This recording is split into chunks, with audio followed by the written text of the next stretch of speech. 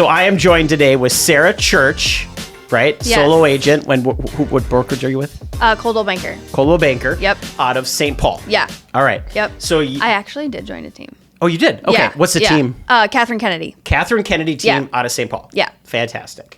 And you're here today because I have this earning to learn more about agents that have come to Minnesota and started from scratch. Yep. Right? You had no sphere, no connections here, and now I look and you have like 3,800 Instagram followers. Like there's a lot of really positive things that you've done here in the short period of time. So how long have you been in Minnesota? 5 years. Okay, 5 years. So you came here during COVID. I did. Right before. That was probably a terrible decision. Right after I moved, I was like, time. oh my gosh. Like, what did you do? Yeah, what Like, have I how done? did that happen? Totally. So, okay, and you were a licensed agent in Wisconsin. Iowa. In Iowa. Yep. Okay. When you the first move here, what were the main differences that you noticed between Iowa and Minnesota real estate? Yeah. So I never actually sold real estate in Iowa. I was licensed, but I did inside sales for a real estate team. Got it. So I was kind of behind the scenes. Mm-hmm. So I wasn't really like contract focused. I was more just people focused and kind of getting them in the hands of who they needed to be connected to, whether that was a lender or a listing specialist, buyer specialist. Yep. So that wasn't super different for me just because I didn't know the contracts very well. But the biggest difference I felt was doing my job in person and actually in front of people versus from behind the phones. Because it was much easier for me to do it in person once I had gotten good doing it behind a screen. Because you can't read body language, you can't look at people's eye, you can't kind of read social cues. So I was doing all of that while I was just listening to them. Yep. So I noticed, oh my gosh, this is so much easier when I can actually look at you. That makes so actually starting an inside sales agent probably gave you like insane extra like ahead of the game. Monumental. Right, because that is like the most difficult thing is to call Absolutely. people all day long, Yep. every single day, and convince them that your team is the best team and that you should meet with somebody from. Absolutely. That is terrible. Difficult. Yeah, I tell everybody, like without that experience, I don't think that I would have been able to hit the ground running the way that I did. Yeah. Because moving here, I had that part down. Yep. It was just learning the contracts. And so when you're a brand new agent and you're trying to learn a million things at one time and do it all with excellence, that's really, really hard. So I had a little bit of a step up just because the main thing I had to learn was like location and contracts. But the people skills and the how to qualify and the what questions to ask and what order to ask them in, like I had been doing that for years. You already had that skill Yeah, set. exactly. Okay. Yeah. So then from a real estate standpoint, you still went to a place that you didn't know anybody. Yes. Yep. Right. Brand new. I mean, how did you start? Like, where did you put your feet down and be like, okay, this is the way I'm running? Yeah. So one of the agents that used to work with the team that I worked for in Iowa had actually moved to Minnesota. Okay. She was the only person that I knew that was there in real estate. And so I just messaged her and was like, do you know a team that I can join? I'm looking that Amy? to Amy was in Iowa. Amy was in Iowa. Yeah, Iowa. Okay. But you're on Amy's team. Amy Wienen's team. Yep. In Iowa. Yep. Okay. In Iowa. Yep. And so Tracy was an agent that had worked there, then moved to Minnesota. So I texted her and was like, do you know of a team? I'm looking. And she sent me one contact. I was the only person I talked to. Yep. Joined the team right away because you're brand new. What do you know? I'm like, I don't even know what questions to ask. Right. So I got connected to some incredible women that I got to work with for a couple years, still friends of mine to this day. Yeah. And obviously I'm not on that team any longer, but those relationships were huge for me. And that's kind of just what sparked it. So I started at the Keller Williams in Eden Prairie at that time. Okay. Yep. And so you found your home. Yep. Right. Now you have to go find people. Yeah. Right. So the whole idea of real estate, you have to have a whole bunch of conversations. The more conversations you have, the more likely to be about real estate. The more real estate conversations, the more likely it is going to translate to a transaction. Yeah. It's a contact sport. 100% contact sport. Right. And the more contact. Yeah. Yep. Exactly. So walk us through how you found your footing there. Yeah. So there were so many different people with different opinions of the best way to have conversations, whether that's out networking, buying leads, open houses. And I just thought to myself, the best way that I feel like I can do this right now as a brand new agent in an area that knows nobody is just doing open houses. So I just went around the office, knocked on everyone's door and said, do you have a listing that I can do an open house at? Because I had no listings. I had no clients. Yep. And nobody wanted to do their own open houses. So I just kept taking them. And I completely built my entire business that way. So the first open house I ever did, actually, I had a cash buyer walk in and wanted to buy the listing. And I didn't even know how to write a purchase agreement, Matt. Oh my God. Because I was just getting practice. That's like 1 out of 100, by the way. You have to do 100 open houses, and you got on the first one. I got a cash buyer walked in. He was You're like, asking this is me, easy. He was asking me questions, and I'm like, I don't know the answer, but I'll find it out. Like, and it's just so funny to look back and remember that. Wow. But that was the first experience that I had doing them, and it just, we wanted multiple offers, and it worked for me, and I just kept doing it. And truly, that is how my entire business has been built, is just because I enjoy conversation so much more in person. Yeah. And so cold calling was never something that I wanted to kind of bring from Iowa to here. I just wanted the like face-to-face connection. Which makes sense. So building your business on open houses, and I've heard that many times. Yeah. A lot of agents do it. And so what were some of the like the nuances that you learned doing them that you found strategies with? Yeah. Right? And then did you find certain days of the week to be better? Yeah. Did you find certain time slots to be better? Yep. Like how did you strategize with it? Yeah, no, those are great questions. I think the main thing for me that was the most monumental was just having a meaningful conversation. And I found myself getting calls from people that probably had met more qualified agents at open houses, but they were calling me back. And I'm like trying to figure out like what it was. And I just kept getting the feedback of like, we felt like you really listened. We felt like you cared about what we were looking for.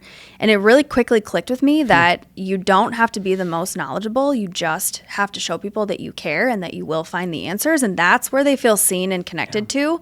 And so that kind of, it really kickstarted the way that I do open houses. And I actually went to a few of other agents' open houses just to kind of see, like, what am I up against? Yeah, how are people here doing it? Yep. People would sit in their laptop in the kitchen and not greet you. People would not talk to you. It was just wild to me how you are getting an opportunity to have a face-to-face conversation with somebody who's expecting to talk to a realtor the second they walk in this door, and you're completely just like missing. And so I just told myself, like, people are going to be excited to come to my open houses because I'm excited to see them. I love that. And that's just what it was. Some of the very best agents that I've ever talked to, and they say, I just went and wanted to meet friends. Exactly. Right? They said, I didn't care if they transacted real estate. I just was there, and I was like, hey, let's have a conversation. Yeah. It doesn't even have to be about real estate. And sometimes the best conversations that we have literally don't even talk about houses. 100%. And I'm just a very curious person. And I like learning about different people, different personalities, different things. And so I found that to be a great kind of avenue, is like, there's a lot of things about why people chose the job they chose or why they live where they currently live now that they don't really get the opportunity to talk about. Mm-hmm. So when you can give them that kind of platform and opportunity to talk about that, and not only make them feel seen, but it also teaches you so much about them, because everybody does, for the most part, everything they do for a reason. And they don't always get the opportunity to explain why. So when you just give people the floor and be curious about them, it's changed the way I build relationships. That's fantastic. I love that. So did you find any strategies with which open houses you picked, when you picked them, or the time slots you picked them? If somebody was saying, Sarah, I want to start my business today. I want to be in real estate, but I don't know a lot of people. Yeah. What would your advice be? Yeah. Pick doing open houses where you like to hang out, where you know what houses you want to sell. Like, I am a city girl. I love the old homes. I love that area. I love that you can park on the street and see a pollinator garden and walk in, and it's from the 1920s and they've redone the original tile floor. And then you can walk and get a croissant and a coffee a block away. Like, that's the kind of stuff that I love. And that's what, when people walk into my open house and I'm like, are you going to stop by this place when you're done? Like, they have a great outdoor patio. This croissant is amazing. Like, and people are like, oh, I guess we should, right? Yeah. So that's the kind of thing. And you know the area, and like, you have a passion for it. Mm-hmm. We've all been in homes where we're like, I mean, I love that you love this, but it's just not my cup of tea. And you're always going to sell that as a realtor because you are working for lots of clients. But when you get to be the one who picks that, in terms of choosing what open houses you want to do, I think you just glow a little bit different when you're in a home in an area that you care about and enjoy, and people feel that. I agree with that. Or even if you, like, an area, if you were doing one down the block where you live, or you had to drive 20 minutes, which one are you going to have more success at? Exactly. It's just, it's exactly that. It's where can I get a little fired up and excited and passionate, because that's what people feel. Yeah. Yep. Okay. Yeah. This is going left field. So other than right now, if you had to pick another era to grow up in, because you said like all these 1920s houses and the tile, right? Yeah. Which era would you pick? 1950s are my favorite 50s, year of, if we're talking just real estate, like construction or just like architecture. I'd just say if you had to pick another era to live in. Oh, to live in? Like you're like, okay, I have to travel back and live in the 20s, 30s, 40s, 50s. I don't know, 60s. the 80s. I like 80s music a lot. That's why you're here, by the way. Is because we bonded over the fact that we like 80s music. Yep. And it is It's awesome. the best. We're going to have to get some 80s music on Yeah, this going. I know. Yeah, so favorite 80s band? Journey. Royalty free. Royalty free. Royalty free. Yeah, Journey. Journey. My Yeah. parents always played Journey Don't growing Stop up. Believin'? Yeah, they're just Yeah. big Journey fans, and that Gosh. definitely translated over So to me. many good 80s songs. Yeah. I actually, on my runs or workouts, I'll have 80s ballads going. Love it. Yep. It's the best. So back to open houses. I love the going off script a little bit here, but okay. Yeah. So when did you do them? I did them mostly in the weekend. I found like Saturday, Sunday? Saturday, or Friday, Sunday. Saturdays? Or? Yep. I honestly never really found the Friday happy hour to work for me. 'Kay. Sometimes it does for people. I would say that's after kind of thinking through the main reason that probably didn't work is because I was doing a lot of them in the city, and that's not like on the way home from people's commute. So the ones that are maybe like a little bit right off the highway might be better because that's just easier like on the way home to hit those after work on a Friday. But Saturday, Sunday, when kind of people are out and about putzing around at those coffee shops and bakeries and parks that are all around like where I was specifically, that really worked well. Yeah. So early afternoon, late morning 'Kay. was the best for me. Okay. Yeah. So what do you like about most about the type of homes that you sell? Right? No, don't get me wrong. You're going to sell anything to everybody. Friends, sure. family, Yeah. whatever it is. If you have to drive to Farmington, no problem, right? Yeah. Or if you come to Maple Grove, great. Yeah. But you really like the old architecture of Yeah. like St. Paul and Yeah. Minneapolis and like the old Queen Anne's and stuff like that. Yeah. So what draws you to those type of homes? Just the history. Yeah, I could The see history is so cool because they just don't build. I mean, it's cliche. They don't build them like they used They to, but don't. it's true.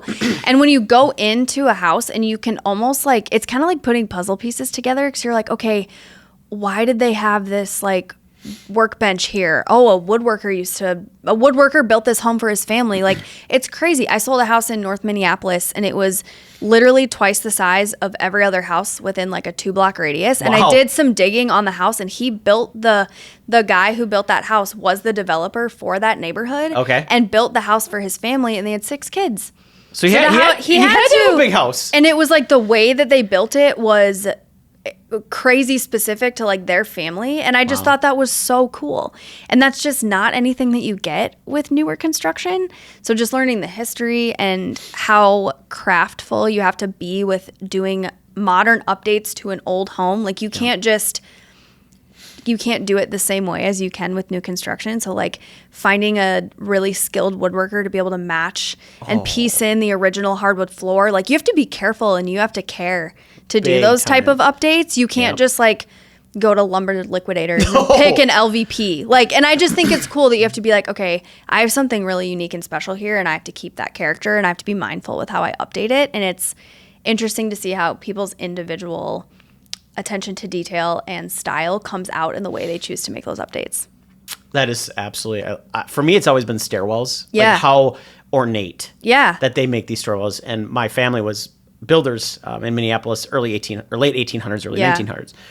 And they're always known for the stairwells, so that's kind of stuck, Yeah. resonated with me. But even like the butler's pantries, I Yeah. always thought was really cool. Yeah. And how we want the open kitchens now. Yeah. And they wanted to close those things Yeah. off. Yeah. Right? They wanted to keep the sound, the smells, everything away. Yeah. And they had smoking rooms and they had carriage. It's crazy. It's so neat that, Yeah. that you found kind of one of your niches there. Yeah, I That's love really it. neat. Yeah, I always call it like a time capsule house. Yes. When you walk in and you're like, you feel like you almost go to a different era. And I just think it's really cool to experience, like, almost just even thinking, like, why was this done this way? It had to Yeah. be for a reason, and you just get really curious about it, and I like that. That makes so much sense. And I just think that the people that want to live in those homes and kind of preserve them and care about that too, like, I just think I really like working for people that are creative in that way. Yeah. Yeah. And there was a lot of really famous architects back in the day. And, Yeah. yeah, pretty neat. It's just so neat. If we're looking at it from, okay, you started a real estate career up in Minnesota kind of by by yourself, right? Yeah. You kind of found a way and a path to do it. Yep. You gave some advice as to what you would do if you were starting brand new again. Yeah. But we had a conversation beforehand just kind of about, what does it mean to make it in real estate? Yeah. Right? Like, because I want to make $1 million or I want to make 6 figures. Yep. But it's so much deeper than that. It is. And share with that, like, everybody what you had said to you making it means. Yeah.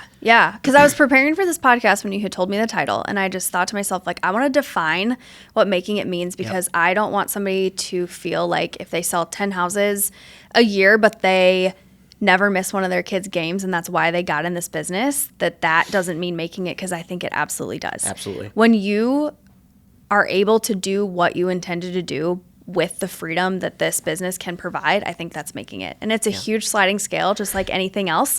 Are you going to build an absolute empire and provide jobs and financial security for your family forever? Or are you selling a few houses a year so that you can be really present in your kids' lives? Those businesses look entirely different. They have different problems. They have different pay. They have different schedules, but they both provide freedom to a person in the way that they wanted it. And I think that's one of the coolest things about this business is it doesn't have to look any specific way. No. Maybe you wanted freedom from corporate America and you got it and you're happy. Happy. And that's amazing. And so I think it can really look different for everybody. And I think that's one thing that even for myself, like rose-colored glasses of that very typical, glamorous life of a realtor that a lot of people think that just naturally comes with this business. That's not what everybody wants. No. And honestly, most people don't. Like most people that I would meet, like you and me, we just have like regular lives and we're regular people. Totally. And we care Boring. about what we do. Regular people. And we provide value and we care about it and we provide for ourselves. But that's like the main driving factor for both of us is just we're normal people that want to provide a great service for a really big decision that people make in their lives. And I think that's just a really cool thing that this real estate business provides.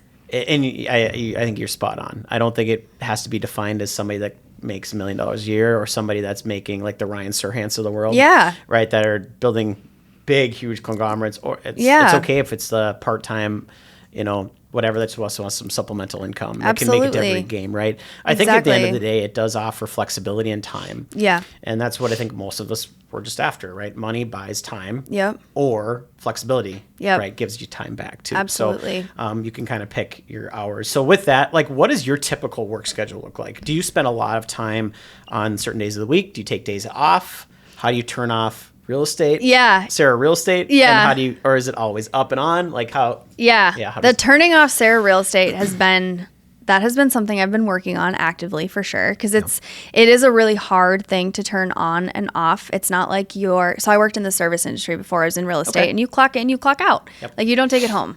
And so that was a big shift because I'm like, okay, maybe I'm done with seeing clients today, but I have inspections to negotiate and I have people to text back well after I'm like home from work, right? So you can't always just turn it off. So I think I've gotten much better at being able to like take a day off on a whim and not try to plan that. Sure. And just be like, oh, today works really well for me to run errands and just like go sit by the pool because it just happened that my schedule worked out to be, flexible for that today instead of like visualizing a day off on next Tuesday and then next Tuesday blows up because it always can.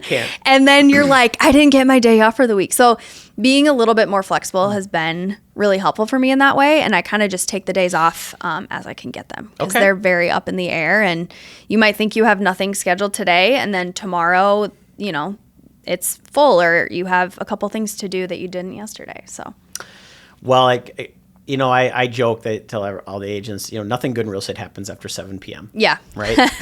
Shut it down. Yep. It'll be there in the morning. Yep. Right. But you're right. As soon as you plan a vacation, you get busy. Yeah. As soon as you try to plan a day off, you get swamped. Yep. Right. So that is the good and the pro and the con of our business. Yeah. Right? You have to be flexible and be able to say, okay, today's kind of light. I'm just going to take it off. Exactly. Or I'm going to take the afternoon off. Yep. And right? that's been something big for me too, is it doesn't have to be a whole day. Yep. Like sometimes I can just say, oh, I'm done earlier than I thought today. I'm going to go do this for a couple of hours. And so just being able to like because I don't know about you, but for me, like a couple hours in the middle of the day can feel like an entire day. Yes. If I have my phone on Do Not Disturb or something, I'm like, I haven't responded to people in a day, and it's been an hour. So maybe I'll do that. I'll go like throw up a hammock at Lake Harriet and read for an hour with a cup of coffee. And I'm like, I got a really good like moment to myself where nobody felt like she wasn't getting back to me and I didn't hear from her, or, emails are going unresponded to. Like, that's just not what's happening, but I'm still being able to like have that time to myself. Well, so you kind of take it when you can get it. Yeah. And I think most people will understand like, hey, we have lives too. Yeah.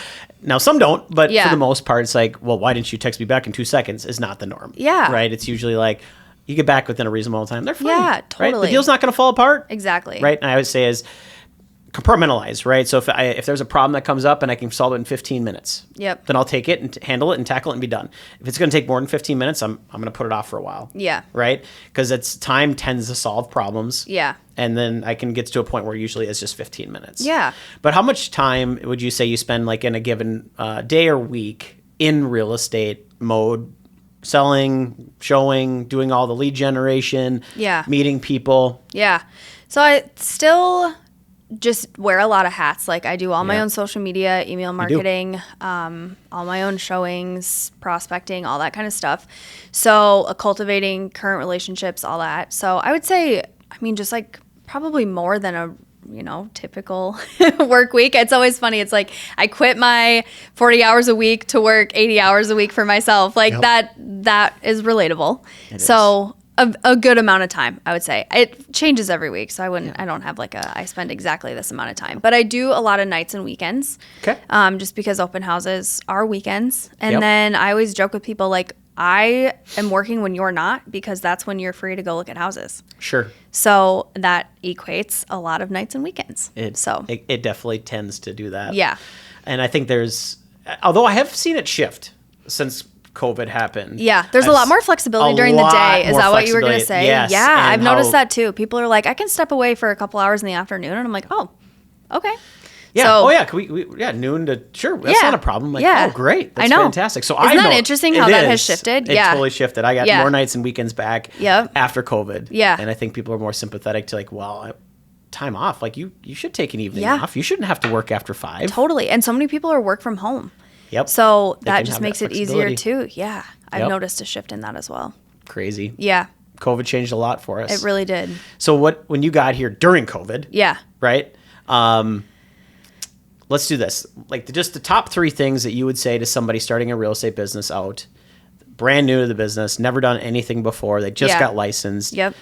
Maybe the things that you did, but the top 3 things, because you had the ISA role. Yeah. So that not most people are going to have that. Yeah. Right? Yep. Give us 3 things that you'd say, this is where I would start. Yeah. So the first thing that I did was printed off purchase agreement, listing agreement, amendments, seller disclosure, CIC docs, and I read through all of them multiple different times, and I highlighted everything that didn't make sense to me before I ever had a client.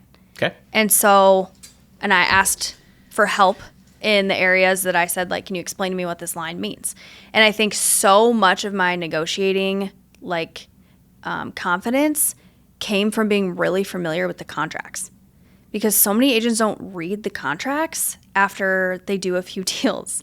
And so that was something that was so impactful for me to be a brand new agent, but know exactly what I'm writing and exactly what the contract says. So that because how many times, especially being a younger female in the business, there were so many times where it was like, no, that's wrong, or no, this is how it works. Yeah. And I was able to confidently say, no, it's not. But Sarah, I've been doing this 25 years. And I know what I got. All the time. All the time when you're a new agent. All the time. It's terrible. And I was able to eliminate that from ever freaking me out, because I knew exactly what they said. Okay. So that was the one thing I would do. Okay. Is you can attend as many trainings and you can be really knowledgeable in areas and houses, but if you get pushback on the contract, or your client asks you a question about a legally binding contract that you're writing for them and you don't know the answer, that's not a good feeling. No.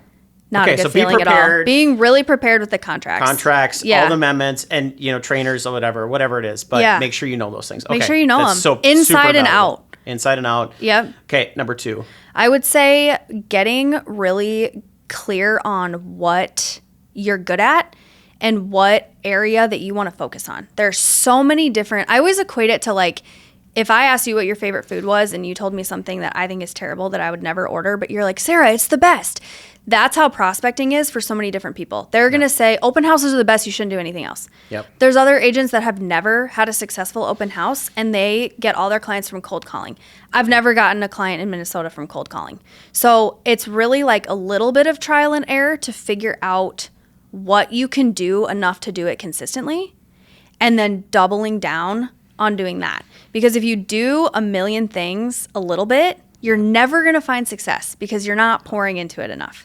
And I think that's where new agents get really caught up in like feeling like they need to do so many things to find success. And then they're just like spinning their wheels. I love it. So, and it doesn't necessarily have to be something that you love. You just have to be able to do it consistently and it has to be able to work. Keyword consistently. Yeah. You have to do it and you have to trust the process that it's going to breed the results. Yep.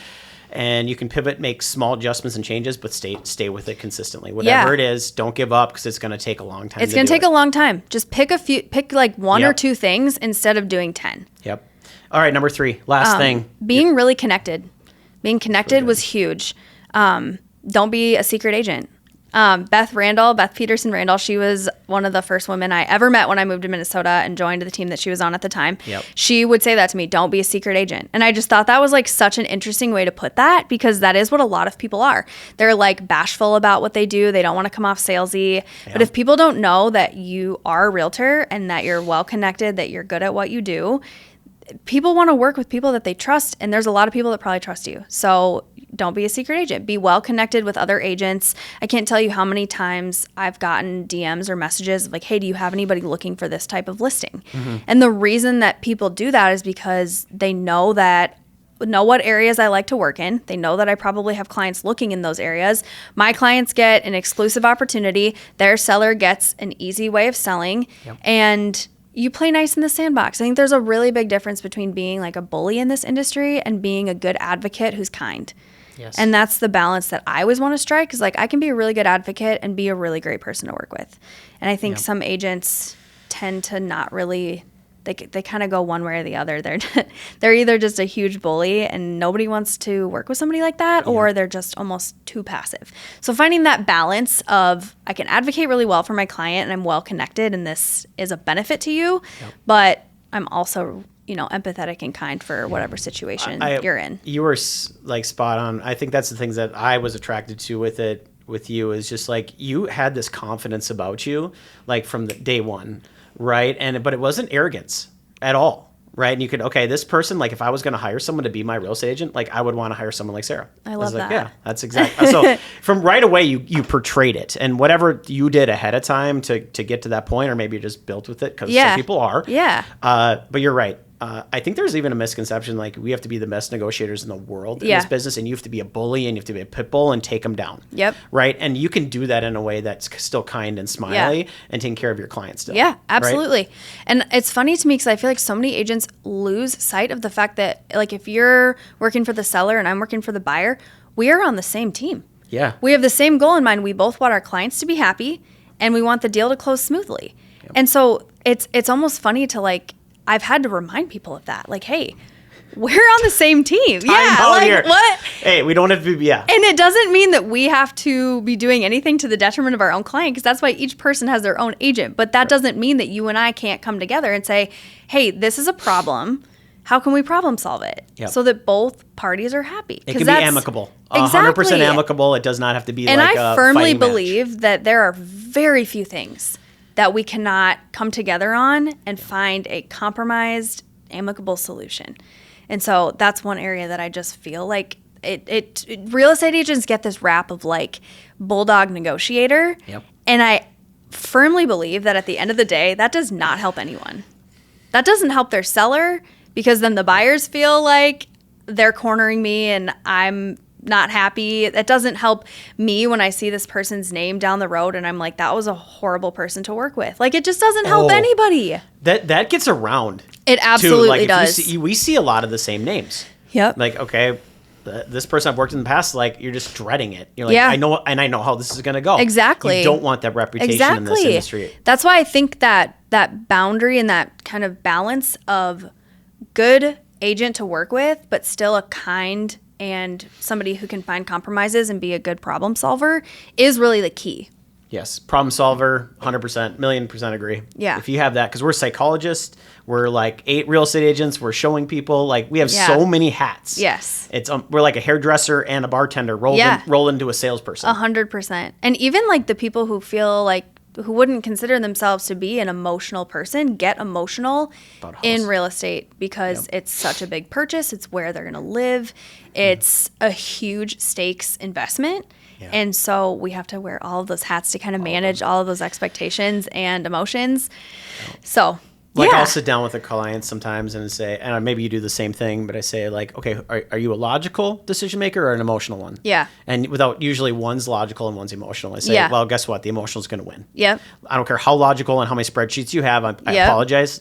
This side's going to win. Yep. Because it is such an emotional purchase. It is. Yep. And people don't, people don't realize that until they're kind of in it and they're like, oh, I wasn't expecting to feel this way. And I'm like, and then you have to validate that. Yes. Like it's normal, it's know, because they're uncomfortable with those feelings. And they're like, this isn't how I make any of my decisions at work. And I'm like, well, we're not at work. Yep. You know? And then they start justifying, right? Yeah. Like the heart does it, but the mind justifies it. Absolutely. Right? Yeah. So you're like, well, maybe this is a good idea. Yeah. You start justifying, and then they talk about the reasons they shouldn't do it, but those decisions are not really decisions. They're just like trying to play devil's advocate with themselves. Totally. But yeah, that's 100%. Yeah, spot on. Yeah. I don't know if you've experienced this, but I definitely have over the years of doing this where I can have a pretty brief conversation with somebody and quickly figure out like how they make decisions, probably what they do, like generally speaking in like a line of work. And just you very quickly pick up on some of these personality traits and ways that they move through life just from a very brief conversation. Yep. And I think that's just like a cool kind of perk of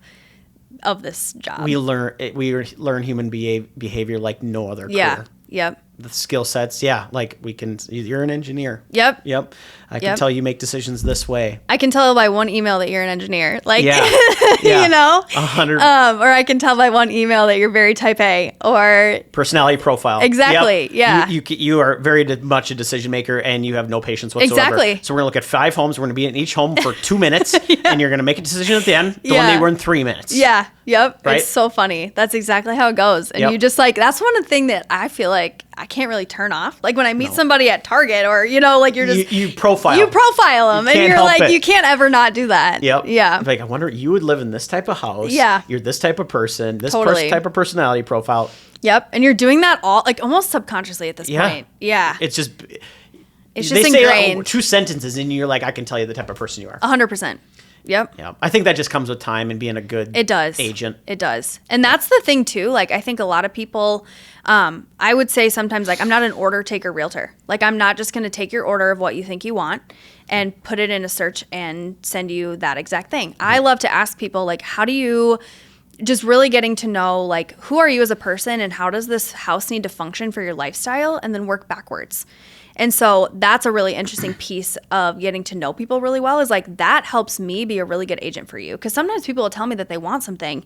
And after getting to know them, I'm like, why do you want that? And they don't know. They just think like, maybe they saw it on HGTV. Yeah. And they don't. And so I'm like, okay, so knowing you, I actually feel like this might make more sense for your lifestyle and the way that you want this home to function. And they're like, actually, that makes way more sense. Let's do that. So when you can get really good at understanding people on such an individual level, you can give them a truly unique and tailored real estate experience. That's perfect. On that note, thank you. You're welcome. That was amazing. Yeah. Thanks for having me. That's so good.